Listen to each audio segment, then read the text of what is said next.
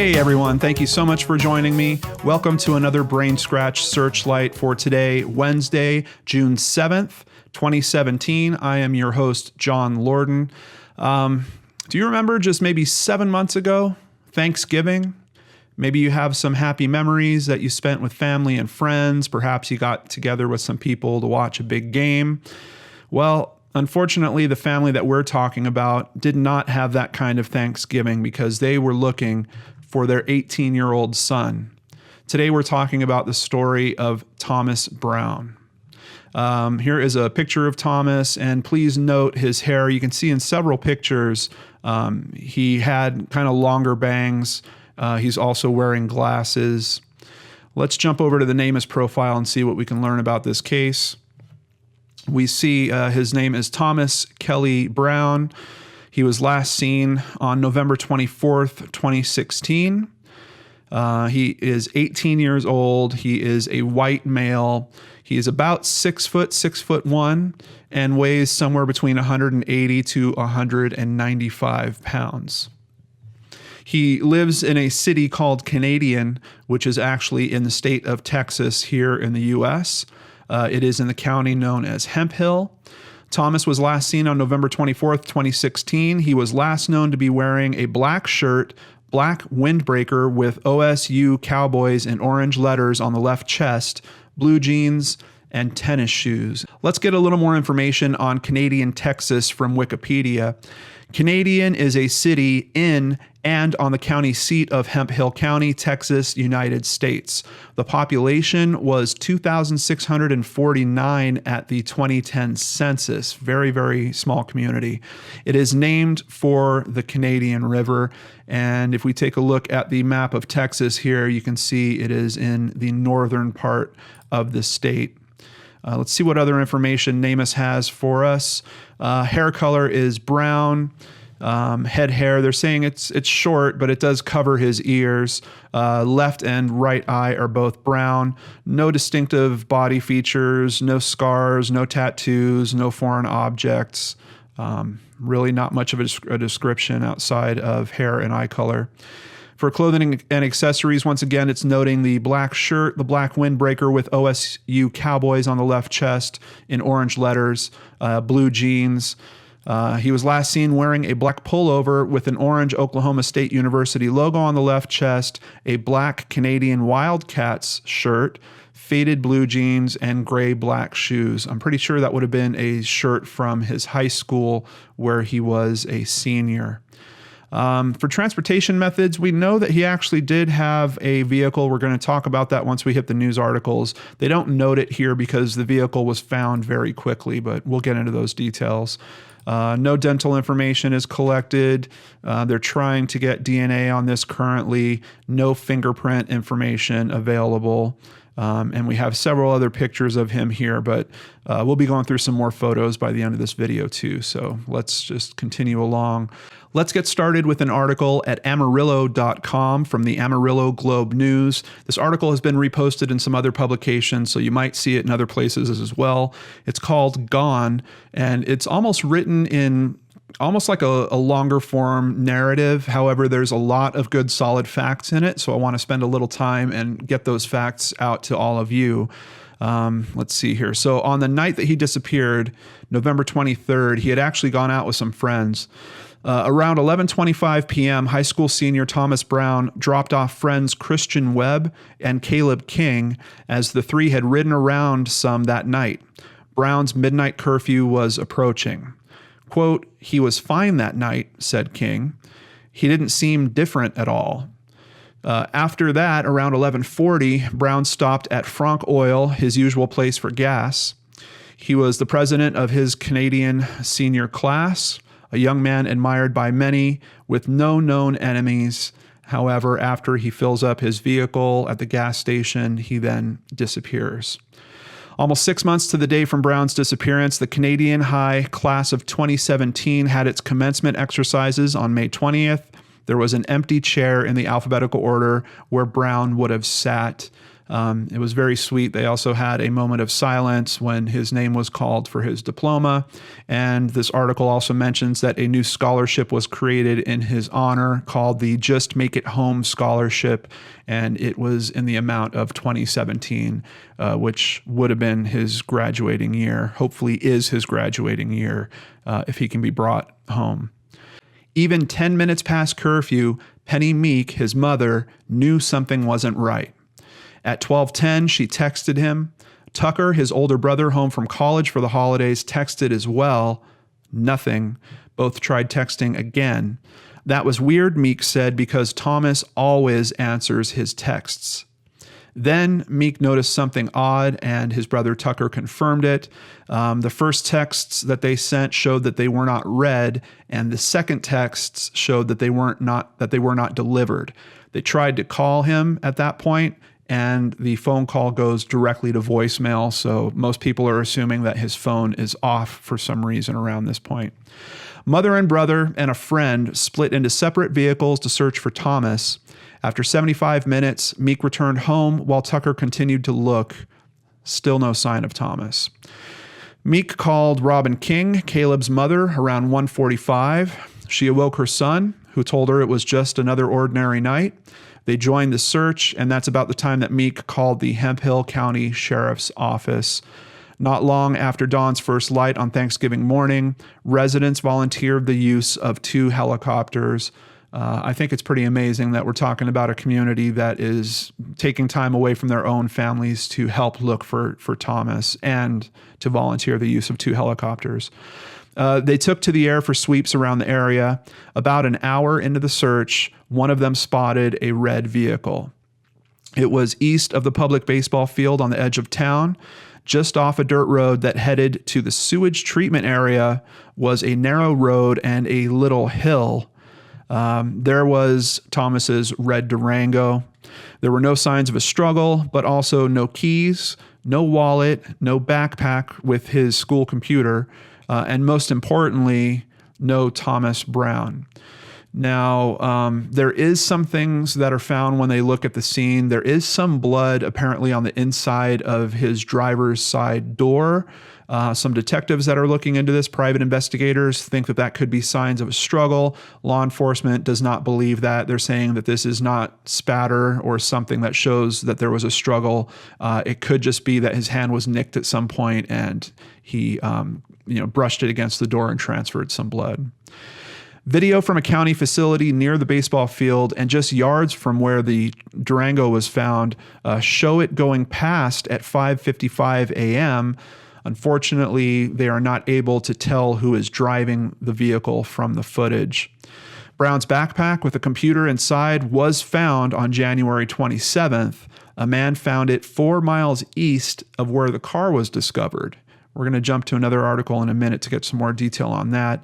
But they did take a look at the computer that was found, and basically it just showed school-related information for Thomas on it. Nothing that really led them to any type of conclusions about what happened to him. Thomas Brown was raised in Canadian since 2nd grade. His mother is a technology specialist at the Canadian Elementary School. His father works for a bank in Perryton. He has a girlfriend, Sage Pennington, at West Texas A&M. He was active in the school's drama department. Brown quit the football team in October after he was replaced as a starter in the offensive line. There's just something about, when we're trying to look into these cases and learn a bit more about the people behind them, he apparently was really into football, but as soon as he was taking off the starting line, he kind of shifted gears a little bit and he wanted to do drama. And, being one of those kids that did drama myself, I knew in high school in particular, the schedules would not line up for you to pretty much do any kind of sport and still be able to do drama. So that's the direction that he had changed and gone into in his senior year.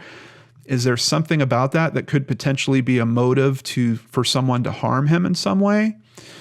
The investigators that are looking into this have put out information. I can't confirm it, and I haven't seen it reported in too many places, but they're saying they believe that he was back at the high school parking lot around midnight. So there's something to me that is just kind of getting triggered by this story about him changing? Was he possibly having a conflict with some people because of what had happened in terms of him quitting football?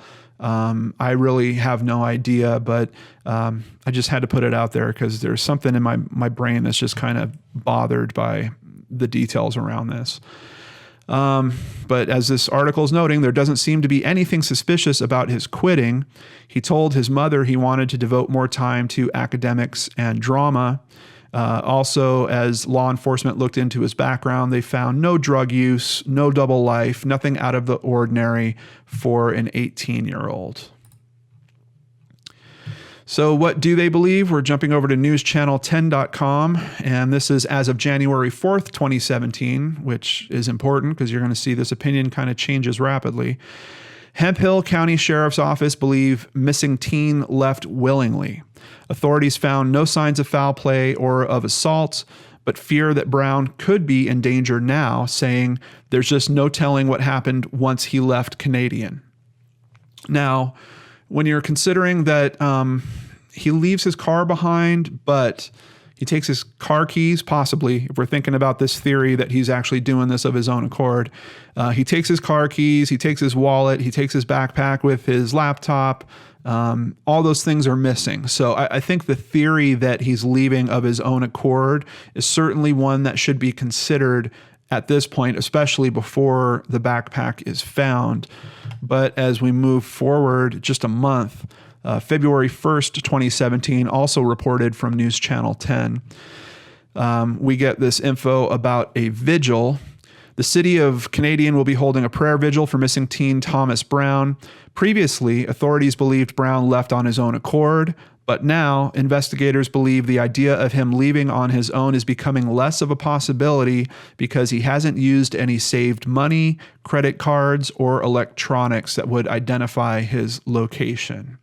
So you can see just in the course of a month, their opinion is changing pretty rapidly in terms of what happened to Thomas. Here's some more information on the backpack, also from News Channel 10. Hemphill County Sheriff Nathan Lewis does not believe the backpack had been tampered with or placed there recently.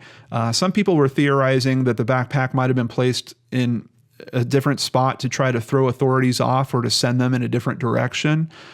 This is basically Nathan Lewis kind of countering that thought.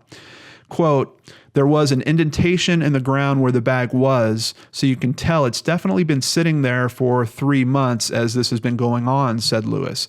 "The bag was damp, wet, and dirty from being out in the weather." One set of indistinguishable footprints also led up to the backpack. Inside were his school books and a school-issued laptop. And as we know from the article that we started this with, no information found on the laptop that can help us determine what happened to him. Another article at News Channel 10, who's doing very good coverage on this case, by the way. Investigators split on what may have happened to Thomas Brown. Hemphill County Sheriff Nathan Lewis believes missing teen Thomas Brown is still alive. Klein Investigations, a private firm hired by Brown's family, said there's a 70% chance that Brown is dead. Lewis said there's no evidence to back that up. I don't want to pull too much off focus for this video, but if you've watched my videos before, we have heard about Klein Investigations.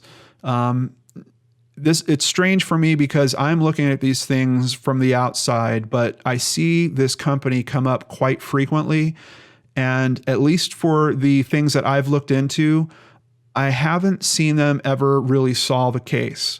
I have seen Philip Klein stick his face on every channel that you can imagine, most news reports about, especially about bigger cases. Even when I looked into this case, I found examples of articles where it was pretty much non-news and it seemed like another way to get out the name Klein Investigations. So personally, I have not been all that impressed with Philip and his work. He claims to have solved over 1,000 cases in his career. Boy, is that a list that I would love to look at and dive into. He's a little bit of a showman. I think some people would say he's probably driven pretty strongly by ego. He even has his own IMDb profile. But I don't want to take anything away. I know the family's looking for help. They obviously hired him because they think he can help in this case. But a lot of the stuff that I'm hearing him say on this case, I've heard him say time and time before on other cases that I know are still not solved. So it just, I don't know. I get kind of caught up sometimes in the characters that are around these cases. And he's one of those characters that I just don't sit comfortably with. But let's talk about the work that he did do so far in this case. A cadaver dog was brought out by Klein Investigations to search for signs of Brown and alerted investigators to the Lake Marvin area. Now, he knows that the authorities have not been able to completely search that lake. Apparently, it's a pretty good size. So he is now choosing to focus the efforts of his investigators on that lake area. From what I've seen, nothing has panned out from there yet, but apparently the dog is giving some indication that something is there. We did put the dog onto Thomas's automobile, said Philip Klein. What the dog found was a small trace of blood that Lewis said was small and looked like a result of a minor cut. That's that same cut that I had mentioned before. Brown's backpack and laptop were found months ago, but they proved to have no information that would help the case. Now, this part I didn't know about. His Facebook profile was deleted by Facebook after being hacked, but both parties said that will not hinder the investigation. I really hope that law enforcement would contact Facebook and at least get a backup copy of that Facebook profile. When you're talking about a Facebook account being hacked and you have his cell phone missing, that is kind of suspect to me. Admittedly, I know they're probably watching his cell phone. They're waiting for it to hit a cellular network. What if someone pulled the SIM card out of the cell phone and then jumped it onto Wi-Fi? I don't think that that would necessarily trigger the cellular network. I think at that point, someone could use that device, which might have had his Facebook password already saved into it, to hack into his account. I'd also be curious to see what type of messaging was being left on that account. I mean, who hacks into a missing person's account? Last time we had that happen, it seemed like it was, it's a guy that just got convicted for 7 life sentences, Todd Colehep. So it's very strange to me. I don't think you have a stranger that just accidentally picks a missing kid's account to hack into.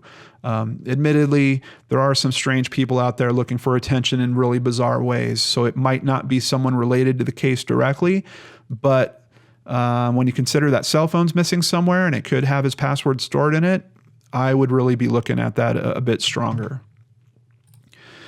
Moving back to Amarillo Globe News.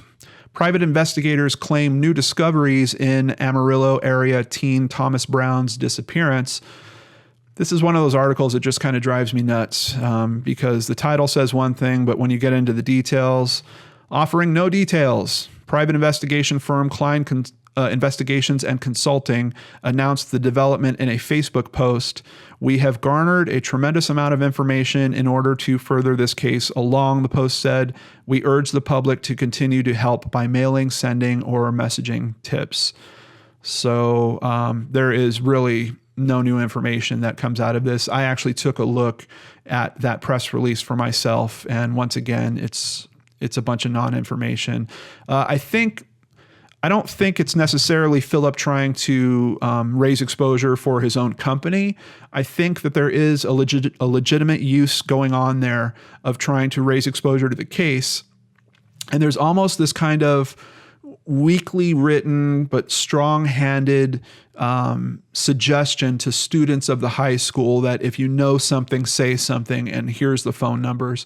And I've seen Philip use that in other cases before. Like I said, I have not seen any case come to a conclusion that he's handled yet, but admittedly, I've only been doing this for a few years now. Jumping over to findtombrown.com, which is actually created by, you guessed it, Klein Investigations. Let me just say, I think that this is a good thing for investigations companies to do, especially if the family is not able to pull a website together on their own. There are only 3 pages on this website. They basically kind of retell the story, tell a little bit about his background. But what I wanted to show was the additional photos that they had here so that you guys could all get a very clear sense of what Tom looks like. And they also have a shot of his vehicle when it was recovered. And of course, the suggestion, if you know something, say something, which I totally agree with. And as usual, I will have the contact information in the description box below. There is also a Facebook page, Find Tom Brown. I'm not positive if it's managed by the family or not.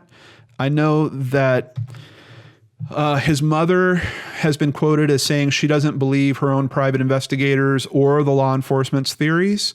I know his father is very religious and is hoping that this is the start of a miracle, that Tom is going to pop back up safe and sound, and that it would be a miracle that people couldn't doubt happened from the hands of God. But outside of that, I'm not seeing a ton of interaction from the family, particularly in terms of social networking or anything like that. If one of them happens to see this video, I urge you to please go to BrainScratchers.com and click on the missing person tips section. I've got 2 videos there. I've got a list with all kinds of things that could be done by anyone that wants to quarterback the effort to try to help find Tom. And that does kind of include steps to even become your own type of private investigator. You know, I've already talked about my doubts about Philip Klein's intentions. I hope I'm totally incorrect in those. I hope that he knocks this out of the park. I would love for this to be the first case that I've reviewed that he's worked on where it comes to a conclusion. And hey, I would be the first guy to shake his hand or pat him on the back if that was the case. But I think it's very important that the family remembers that there are things that they can do as well. You know, of course, we already saw they had one vigil, but having more events like that, doing balloon releases, getting posters up and out there.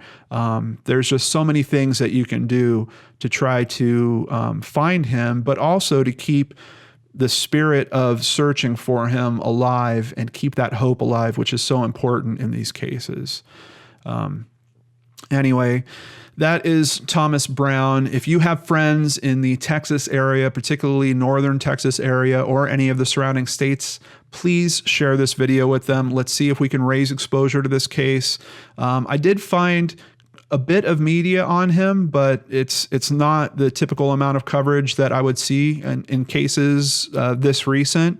Not that it's a secret, but I think you'd be surprised about how people in that area might not necessarily know about this case. So let's see if we can help with that with your help, Brain Scratchers. I need you guys to share this video with people in those areas. So I'm begging you to please do that.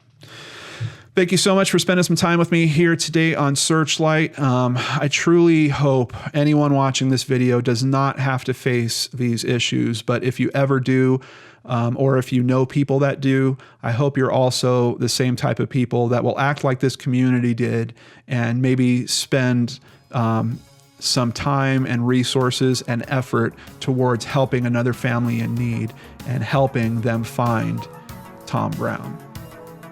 Take care, everyone, and I'll see you on the next show right here on the Lord and Arts channel.